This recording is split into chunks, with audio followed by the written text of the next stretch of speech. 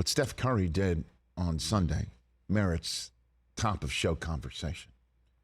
What he did yesterday is what we'll be talking about when he goes into the Basketball Hall of Fame in Springfield, Massachusetts, whenever that day comes. We'll be talking about Steph Curry's top 5 moments or best moments as a pro. This is one of them. This could be number one, and I understand he's got championships. And last year's championship run was maybe the stuff that nobody saw coming.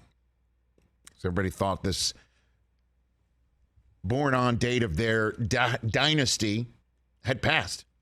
Malik Monk kind of even made reference to it after Friday night's shocking Kings road destruction of the Warriors. After Game 5 last week, when the Warriors did, in fact, come up with the necessary road win to set themselves up to take this series, did, in fact, win their road victory for a 28th consecutive playoff series, extending their remarkable, I don't think will ever be topped, record run.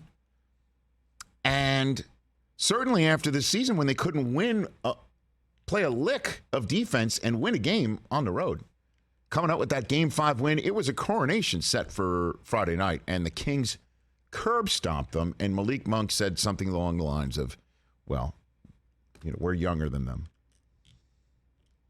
That we can deal with the one game off in between games a little bit better than them. And apparently Steph heard that. And so did Draymond, and so did the rest of the team. But somebody showed up in Sacramento and in very Game of Thrones-like way said, not today. And that's Steph Curry. Number 30, coming up with a 50-piece. 50. Ooh. 50. First player to ever come up with a 50-point game in a Game 7 in the history of the NBA. And the most important part about all this, because it was a team game, they did hold the Kings and this stellar offensive NBA team to 42 second-half points. And almost, if it wasn't for a garbage score at the very end of the game, almost wound up holding the Kings to fewer than 100 points, which had only happened 4 times all season. 4. So it was a team effort. Kevon Looney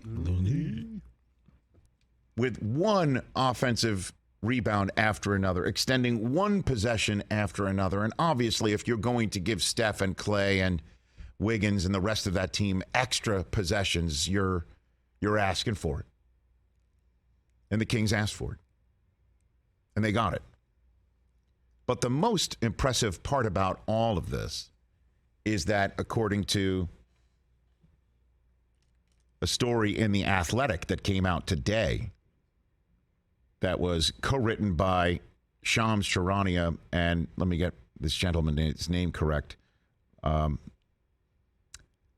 Marcus Thompson II, I think is his name. I probably botched it. But at any rate, in a story that came out in The Athletic today, Curry apparently spoke to the team over the weekend and said, whatever's going on in your head, you get on the bus, you're coming to win.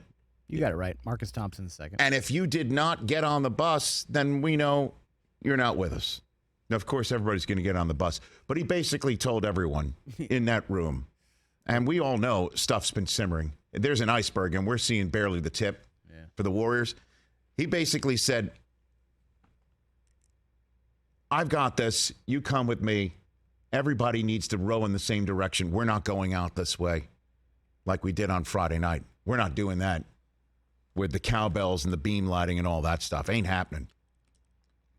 And so Steph rarely speaks, apparently, like this to the team. And how did he back it up? With a 50-piece.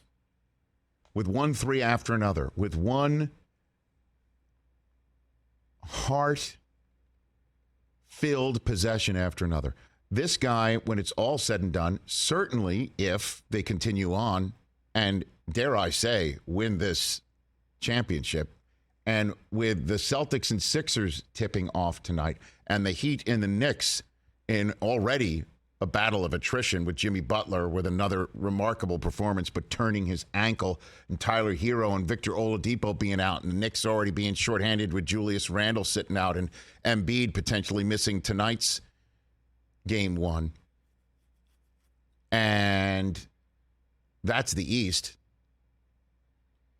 That you can't sit here and say the Warriors can't win it all again this year.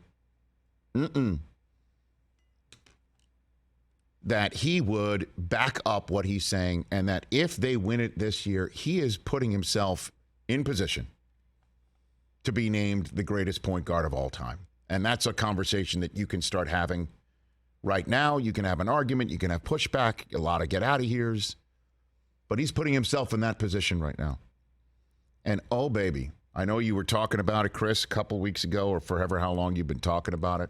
But LeBron versus Steph. Let's go, man. This is it. I want 7 games. I want them all. Yeah. And how about the fact that the Warriors in this second round contest have home court advantage as well? They get the 4 games at home. The Lakers have to go up to San Francisco and come up with a win for a shot to win this series. And it is the 23rd time when the ball gets tipped off tomorrow night. 23rd playoff game between Steph and LeBron. Steph is 15-7 in the previous 22. Ooh. Here we go. Love it. That gift from the basketball gods. It is that. Lakers, Warriors, let's go. And let's just put this out there, too. The Nuggets are playing like a 1 seed. They are playing like a 1 seed. They're playing like the best team in basketball They right now. toyed with the Suns in game 1. Toyed with them. Yeah. And they've got a lot going for them. Goes without saying. Yeah. But the final 8, sign me up. I can't wait to see how the rest of this plays out. But Steph putting a 50-piece on Sacramento and saying, that's my latest pelt on the wall. The De'Aaron Fox Kings. That's my latest pelt. And he backed it up. Could you imagine he said what he said and then went 3 for 12, 3 for 15? You know? Well, pull the Clay in the first half. Yeah, and Clay didn't look very good in the first half, and Wiggins couldn't make a free throw in the third quarter because this thing could have been totally blown out sooner before it did. Still a close game midway through the fourth quarter, and then you look up, it's 20. You're like, whoa. Yep. And by the way, while we're just on the subject, the Lakers finished off the Grizzlies. Did you see their margin of victory in Game 6? 40 piece. Yep. So Dylan Brooks said he wasn't going to speak to anybody unless he got 40 dropped on him. I didn't think you meant the final score. Didn't mean the final margin of difference of the game in which the Grizzlies get eliminated. So the Lakers are feeling good about themselves. The Warriors definitely need to find an extra reserve. With the Lakers having sat around all weekend long, they have the advantage in terms of rest, but in terms of just feeling great about themselves, in terms of watching Steph Curry come up with a generational performance, they got to feel great. Catch the Rich Eisen Show every single day on the Roku channel, 12 to 3 Eastern, for free.